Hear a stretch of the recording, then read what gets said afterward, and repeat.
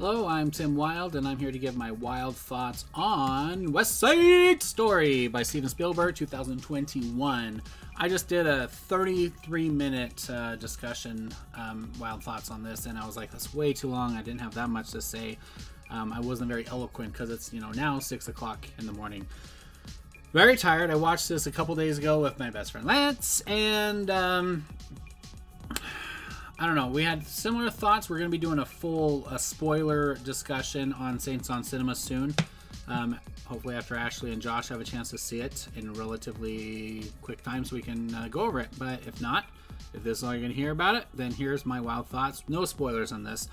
Not because there's big plot details that people aren't aware of. It's just there's enough that's different about it that I think that things would be spoiled, not for knowing ahead of time what's going to happen, but experiencing this the way Steven Spielberg had a vision to do. And that's the first thing I want to say is the only reason I was really excited, and I was excited. I was like sitting down, like amped up, like I was watching a new Star Wars movie or something. I was excited to see this movie.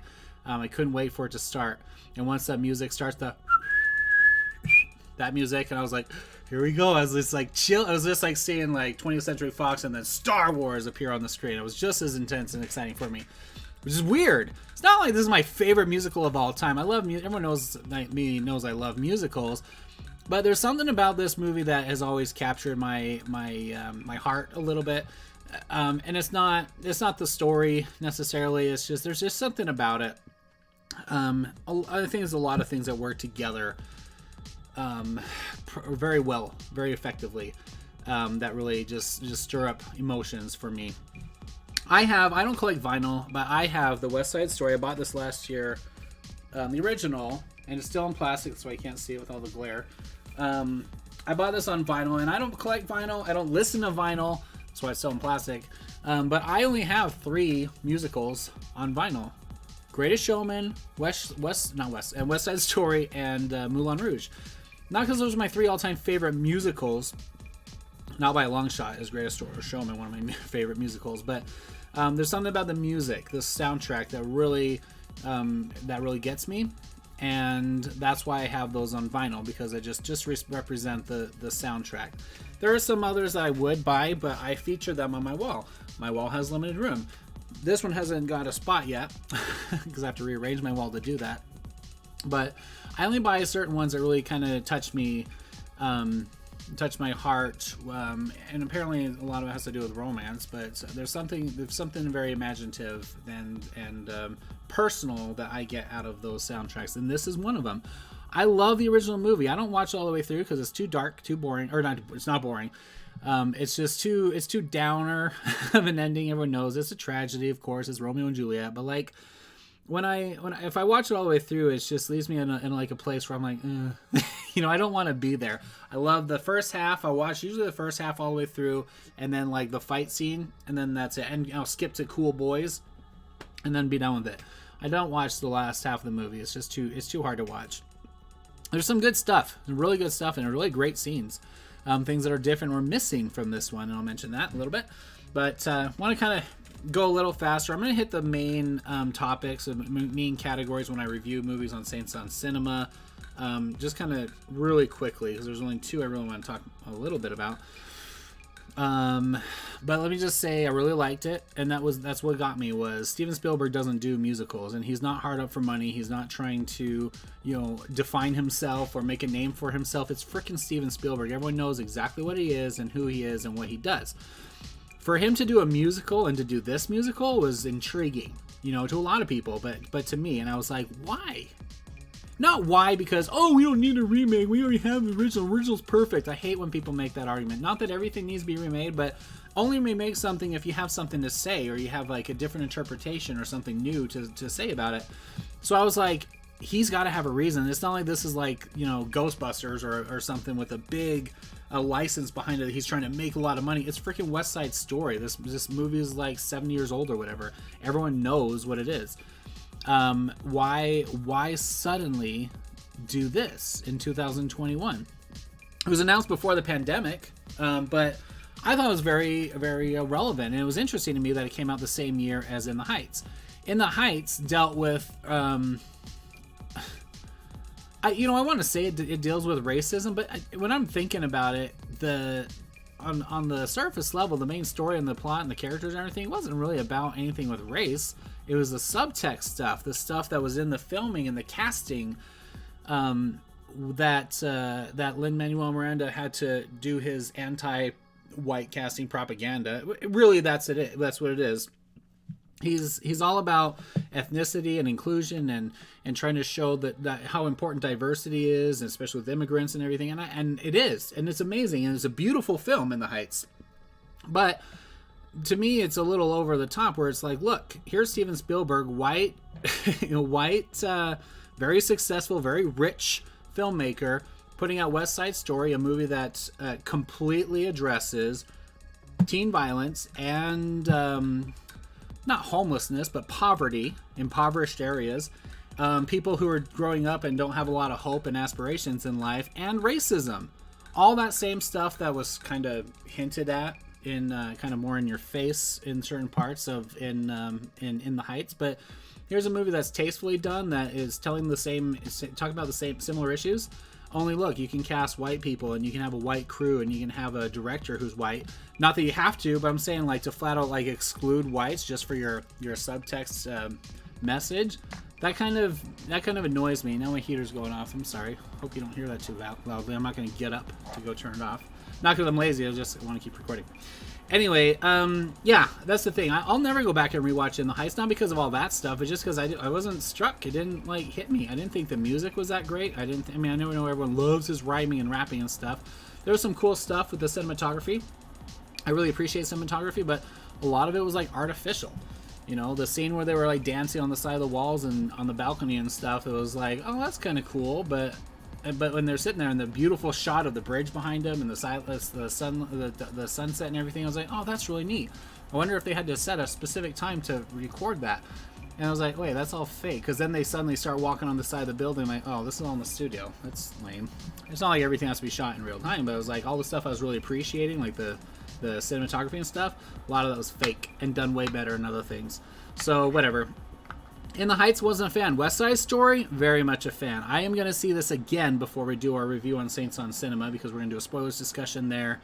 We can get a little more into it, but let me just say, and it's not about the race and all that stuff. It's just, this is just well done, and it didn't require the subtextual casting decisions and little hidden Easter eggs of digs against white people in it, like In the Heights had. Anyway, let's just talk about the story. Is a little bit different. No, the story's not different. Some of the details are different. The story's the exact same. It's still West Side Story, but they kind of elaborated a little more. Did I already say that? Elaborate on some of the characters, which I thought was really good. Couple of things they have a little more detail about. Tony is he actually is on parole. It's not just he's this clean kid who turned away from gang violence and stuff like that. He was on parole because he almost beat a kid to death, literally almost to death. And so he was like on parole from having gone through being arrested and going through trials or whatever to fight through that, where he now has a second chance in life, and he's trying to make the best of it and trying to stay away from the gang violence and stuff. His relationship with Riff is a lot more realistic than the original. In the original, it was just like Tony, and Riff was always like, "Oh, Tony! Hey, Tony's here! Tony showed up! Yeah, Tony's got us! Yes, Tony!" This one is a little more like, when it gets to the point where Tony isn't going to be involved in the fight, Riff is like, dude, he almost says, like, if you're not with us, you're against us. He doesn't, but he says, like, dude, whose side are you on? If you're not going to be with us and I got to do this on my own, I don't have time for you anymore. He never was like that in the original. Originally, he was like this... just this really obedient sidekick to Tony, and Tony was just not interested in violence anymore, where Riff's like, well, we're going to keep doing it anyway. This one is a lot more like, I love you, I care about you, but if you're not there for me, then I can't deal with this, I don't care, I need to move on. And to his detriment, we all know what happens. And that makes it a lot more personal when Riff dies. When Tony has to take up arms after Riff's death, that makes it a lot more real because of everything that was on the line between the relationship. By the time you get to that point, it made it a little higher stakes for them. I like that a lot. Chino Chino in the original, the first couple times I watched it in high school, the first time I saw it, I was like, by the time they get to the end, like, oh, Chino's out to get Tony. I was like, who's Chino? I didn't even remember Chino in the character or in the story and who he was. And then as I watched it a few more times, I was able to discover, oh, that's Chino's the guy that Bernardo had watching and kind of escorting Maria around, just kind of like his assigned thugs to take care of that. In this one, Chino's not even a member of the Sharks. Chino is he's a friend of Bernardo. Bernardo trusts him to take care of Maria. They're almost like betrothed. And he's going to school and everything. Chino wants to be a member of the Sharks, but Bernardo doesn't want him there because he doesn't want that to be part of his life. He wants him to have a straight life, to get a job and be able to take care of Maria.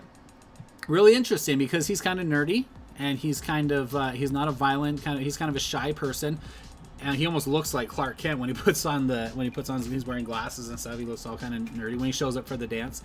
But what I like about that is after Bernardo's death, Chino now starts taking it seriously, and he's a little more serious about it than everyone else. So there's like a little more, more of an arc for him, more of a turn. By the time he's going to take a very drastic and violent response to what happens to Bernardo to get vengeance against Tony. And then by the time he finds out that Tony and Maria are involved, oh, makes it even worse, you know. So I like that. I liked what they did with Chino. I liked that he was a lot stronger of a character, not just another one of the dancers on Bernardo's team, like in the original. Bernardo's a boxer. He's not just some guy, you know, and that's the thing. The originals, he had dancers and like fashion models is what they looked like. They were very beautiful, you know, people, especially Bernardo, very stylish, and they were like very classy kind of guys, and they were, you know, they had etiquette, taking care of their girls, and very, very formal and everything until they got into the fight. And even the fight seemed very formal. Watch the War Council scene and tell me that these are not very formal, very careful and eloquent or elegant characters that are like right out of show business and Broadway, put in a little diner or a little store to have a little war council. And maybe that's them trying to overcompensate, trying to seem more sophisticated so they can like show like, look, we're like human beings and we're good people. Like, leave us, quit harassing us like we're a bunch of punk kids, when they're supposed to be just punk kids. This one, they all seem like punk kids. They're not like glorified Hollywood actors with perfect skin and everything, with beautiful hair and everything, like that looks perfectly like coiffed at all times. This one, they seem like regular dirty kids in the Bronx, in the hood. In the opening scene, you have all the kids. There's a serious injury that happens to Baby Johns or whatever his name is. That like you're like, holy crap, this is gritty, this is real. And the kids sitting there, they're all dirty. They were messing with paint. Riff has like black paints on his hands where they were messing with, where they're dealing with some graffiti. And it made it look like just some punk homeless kid with like freaking like with some gloves on or whatever. And it was really cool looking imagery there. Their colors, the color palette for their wardrobe is not beautiful purples and oranges and yellows and greens, and it's like they're wearing real dirt poor looking clothes from the era. It was really cool. I really liked that. I liked how they dealt with the characters. I liked how they created this world. They go into the store. The store has a lot of real name brand stuff like Gillette and Fifth Avenue bars, I think. I don't remember. But anyway, but they had like real name brands that you're familiar with, only it was like dated. They had a comic book wall and it just said men instead of like X-Men. It looked like the same stuff and it really felt like you were in that era. But these kids were like real. Bernardo was a boxer. He has like a boxer poster with one of his fights hanging on his wall. That made more sense why he was such a gruff, like a fighting kind of a guy, not just he's like some kid with an ego. Chino, Bernardo, their relationship is really good. Riff and Tony, their relationship, Tony's pretty much the same character, other than they give a little more background to it. There's a little more emphasis on, or a little more push on Tony trying to stop the fight, besides him just being in love and fawning over Maria. He's like, okay, I'll stop the fight if that's what it takes. And then he like just shows up at the fight. Okay, everyone calm down, shake my hand, Bernardo. That's about it. In this one, there's a lot more to it. There's a lot more attention and attempt for Tony trying to stop the fight before the fight, besides just showing up that night. And I really like that. I liked how they did it and what they did. I'm not going to give anything away, but I like rearranging certain songs and everything to make it more relevant. I like that a lot. Certain songs. I'll say they did put I Feel Pretty That stupid song. I've always hated that song, even with Natalie Woods, even though I'm in love with Natalie Woods. Rest in peace.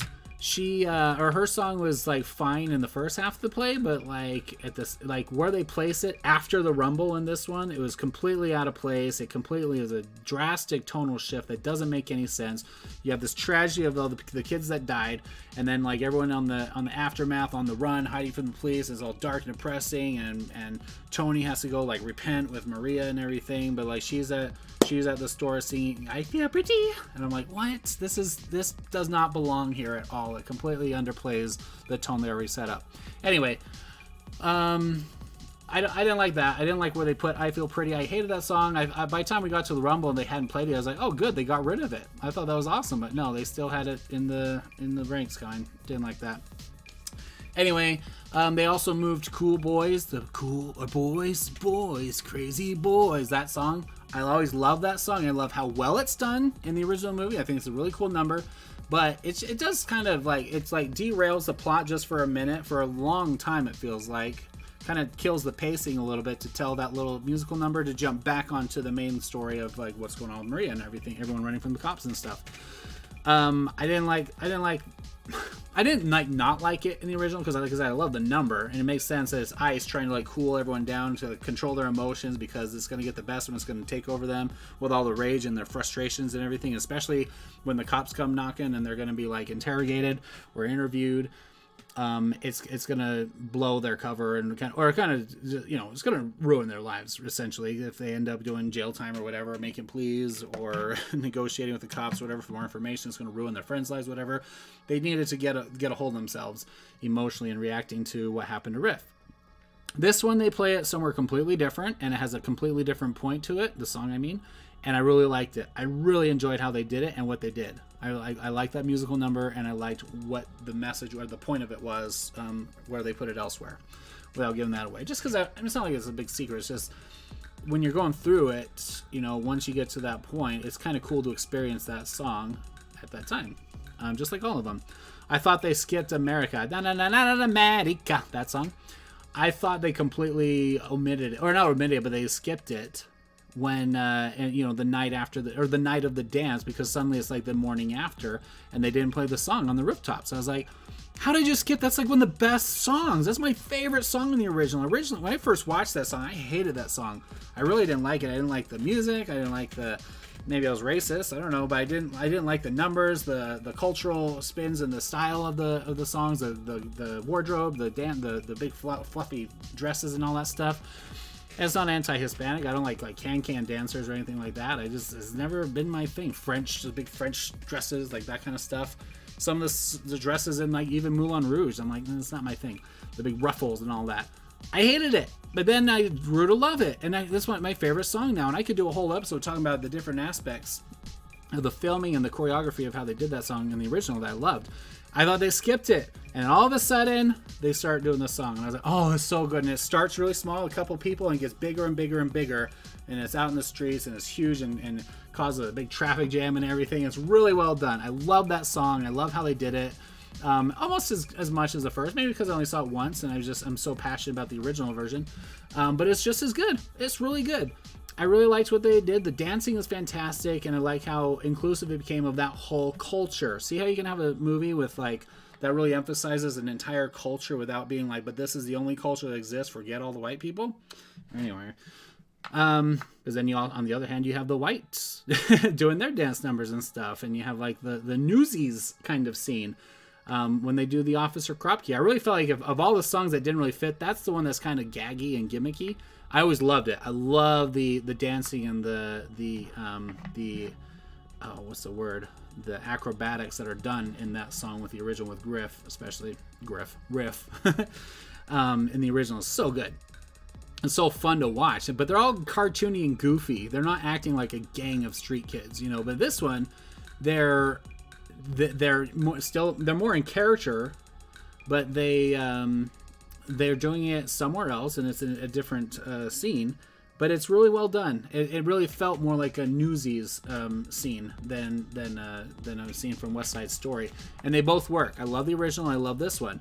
But what's cool about this one too is how they did a lot of long shots. They just kept the camera rolling as they're like playing with the environment that they're in, and like playing with throwing papers around and stuff like that, and doing their dancing, and they're switching in and out of like their characters as they take on different roles during that song. As you know, they did a lot of that with like kind of the camera not stopping.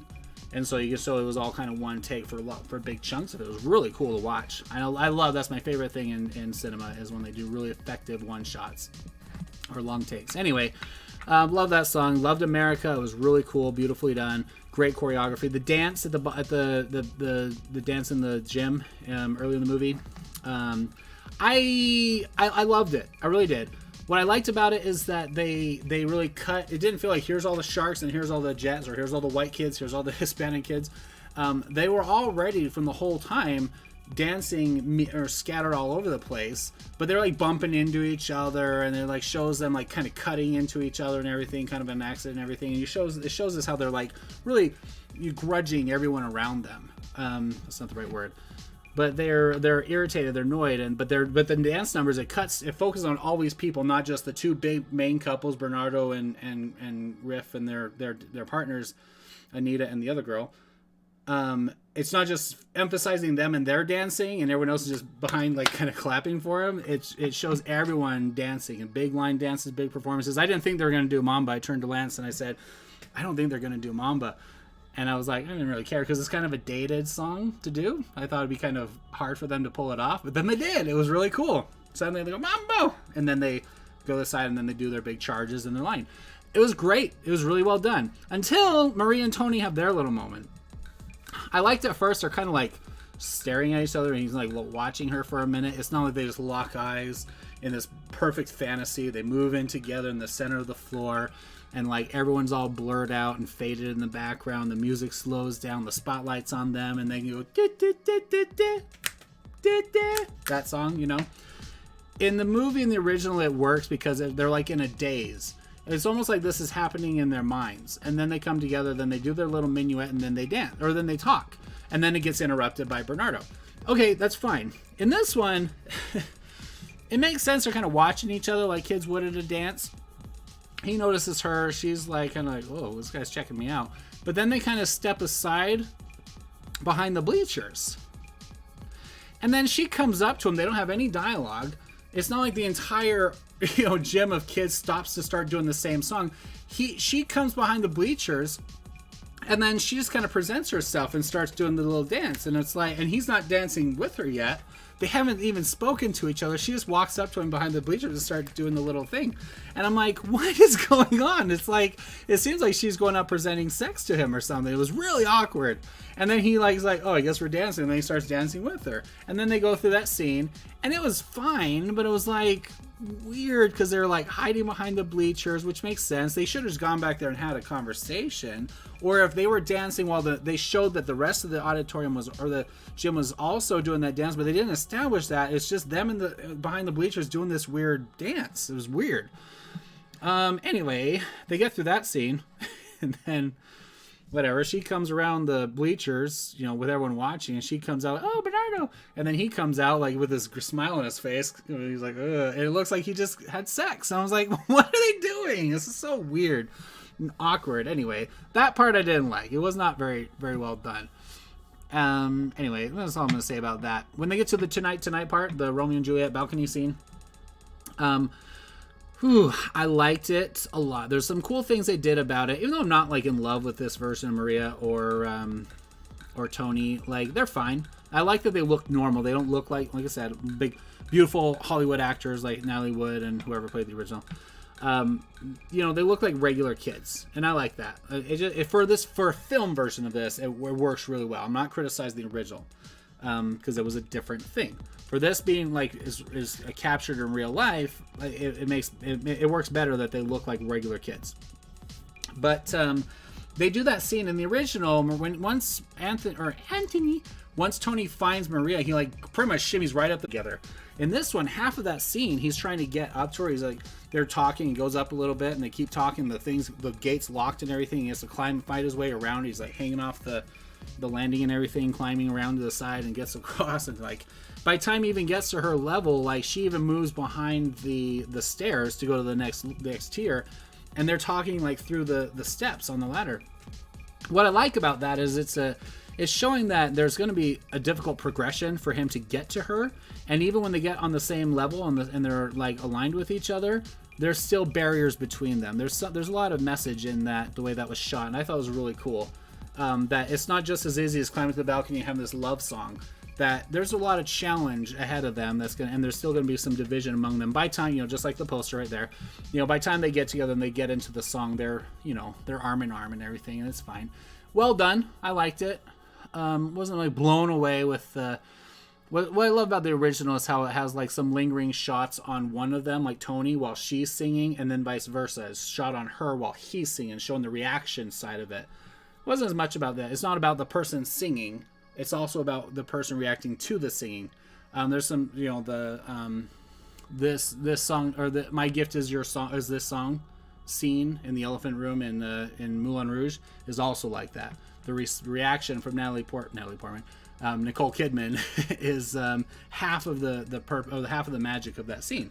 This one, or the original Tonight did the same thing, where it was a lot more focused on how the other person's responding. I really like that. I didn't really notice that in this one. It was fine. It just did the job. It did what it did. Anita's the same. She did the same song, same things, same character. Nothing really else about the music. I love the opening number. I love that the fights seemed like fights. The original movie is really cool because the fight sequences are dance numbers while fighting, and I always thought it was so cool how they did it. And that's not what they were trying to do here, so I'm not saying this is better or worse. It's just different because this scene was like they do their dancing and then there's fighting. And the fighting really felt like fighting, like hitting each other with like crowbars and weapons and stuff. Like I said, Baby, whatever, his injury in the opening is pretty great, and that's where I was like, ooh, we're in for something serious in this film. And it kind of lightened up a little bit. It never got quite as dark as that other than the killings. But I really liked it. I thought it was really cool how involved they were. The chasing each other around the street scene in the opening number that we all know how that goes. It's awesome. I thought the big fight was a little underwhelming, as was the ending. The ending, I wasn't a fan. I thought it was kind of like underplayed, really. The first one, it was big. Both gangs are there during the end sequence. The cops are there, and like Maria's complete meltdown in the original was so serious because she's doing it in front of everybody, including the cops, if I remember correctly. And like it's such a huge deal.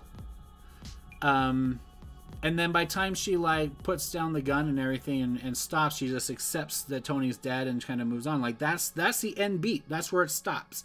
This one, there's only a few people in that scene, and the death and everything is tragedy. The death sequence is really cool. It's really effective, really dramatic.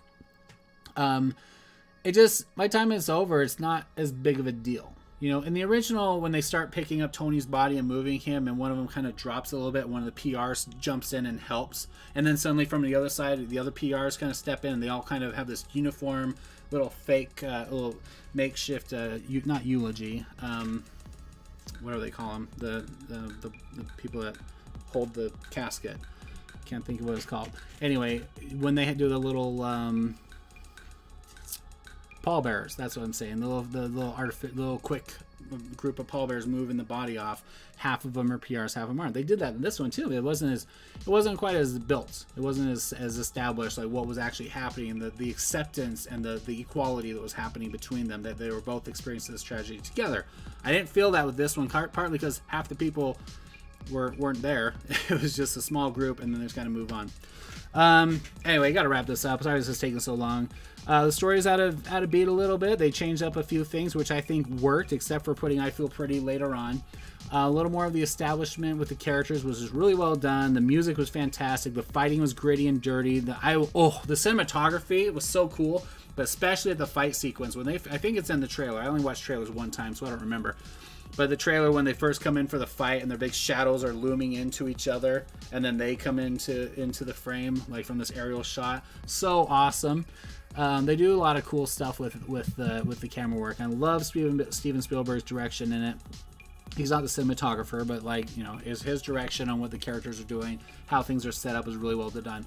Set design is great. There's this big establishment of this neighborhood that was supposed to be big, and this big modernized, comfortable community was supposed to be built, but it was like demolished or whatever, and so it was showing like this underprivileged, just kind of down and out group of kids and what they're fighting for. The whole thing about their plot, their area, their turf being such a big deal. Really well done. I didn't like how the war council scene didn't happen. The war council scene was just the lead kids in the bathroom of the gym, not the big setup, because that was one of the most powerful parts of the original movie, was when they had to kind of play friends just for a few minutes when the cops were coming during the war council in the shop. That whole scene was cut out, and that's a really important thing, because you're showing their energy, their how they could, you kind of have this little vision of how they could be getting along when they're kind of joking around with each other and having fun, because you're seeing like, oh, this is what it should be like. You don't ever have a moment in this whole movie of what it should be like. And then the important thing about that is when Doc is sitting there, when he kicks out the PRs, then he gets all mad and gets insulting to the Jets, and then finally they leave, and then Doc's like, he's just looking at the Lieutenant, and Lieutenant's like, yeah, you try dealing with these riffraff for 20 years and see what it does to you. And he's like really tortured, because he doesn't like who he's become, but it's partly the job, partly his personality and his coldness that made him this way. But like he's pissed off because he just wants justice and peace, but he just has to fight with these kids to get there. And then he moves on, and the Doc's like, man, I wouldn't be like you. That's a big deal. That scene's a big moment for the Lieutenant. Lieutenant does really good in this. I really love how insulting he is. I love the insults feel a lot more realistic. The racist slurs and things they throw at each other. The kids with each other, and then the Lieutenant as well. Really well done. I liked how kind of gritty but official he was. He had to be. He wasn't like the stereotyped Hollywood, like this big tough cop with a cigar kind of a thing, acting like a cop. He was a little more realistic of a person, but just as harsh and cold. I really liked how they did Lieutenant. He had some good stuff. Man, other than that scene, there wasn't any other big scenes that were changed that I was like disappointed in. I don't know. Things were shuffled around a little bit, and other than I Feel Pretty, it was all well done. Lieutenant was really cool. That scene was really good. Tony and what he was doing with his whole being on parole, that added to a lot of the stakes of what was going on, especially with him like running away with Maria. Their whole life was going to be very, very difficult if they actually went through with it. I don't know. I don't know if there's much more to say. Do I know the characters I really care about talking about? No. Oh, Valentina. I'll just say this. Yeah, we're watching it. Doc was replaced with a Puerto Rican lady named Valentina. And halfway through one of her scenes, I was like her second scene she was in, I was like, that's like the girl that played Anita in the original? And I wasn't sure. And then I finally looked it up after the movie was over, and it was. I could tell kind of her face and her shape, even though she has a lot lighter skin. But she always had a little lighter skin. But kind of her voice and how she was acting, because of her age, I was like, I'll bet you anything that's Anita. Because why would they not put some of them from the original in it? And I was looking for other people, and I didn't. The guy that sold the gun in that one scene in the movie, I thought that was the guy that played Ice. But no, Ice died like 20 years ago. Anyway, it was Anita. I looked it up, and I thought it was really cool how they did her scene in the shop. She had a couple songs that were interesting that they gave to her instead of the other characters normally sing. I thought it all worked. I really liked it. I liked all the characters. I liked all the music. I liked the dancing. I thought it was a really good way of doing a modernized version of this story. I'd like to see more. I'll say that. It's not that you have to go. Don't force yourself to go make remakes of all the stuff for the sake of doing like they do all these other properties. That anything that's going to sell tickets, they're going to like make another movie of it just for the sake of it. If you have something to say about these stories, I support it. I wasn't upset. Why would you do West Side Story? The original's perfect. It shouldn't be redone. There was something to say about it, and I think it was equally good. I will watch both of them in the future. Last dig I'll make, but I'm not going to watch In the Heights in the future. I can tell you that. I just didn't. It wasn't moving to me. I didn't care. I wasn't blown away. I couldn't remember any song. It wasn't intriguing. But this one, very well done, and hits all the same issues: violence, teen issues, poverty, and equal rights and the lack thereof, and racism. it's pretty gritty and pretty real, and it tells a message and a tragic love story. It's rough. Anyway, it's good. Go watch it. Enjoy it. If you watch this and haven't seen it, great.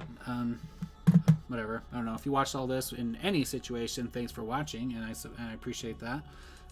But yeah, those are my wild thoughts. I liked it. I really liked it. I had faith in Steven Spielberg, not because of his competency, because he cares about projects. He does things he wants to do, and this is obviously something he wanted to, and I wanted to see what his message was, and the message was received.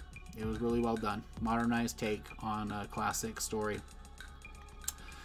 Yeah, during the credits it says original story by so-and-so. I don't remember who wrote it. I was like, it should be Shakespeare, right? Original story by Shakespeare. Romeo, Juliet, you know, get it? All right. Anyway, thanks for watching. That's Tim Wilde and his wild thoughts.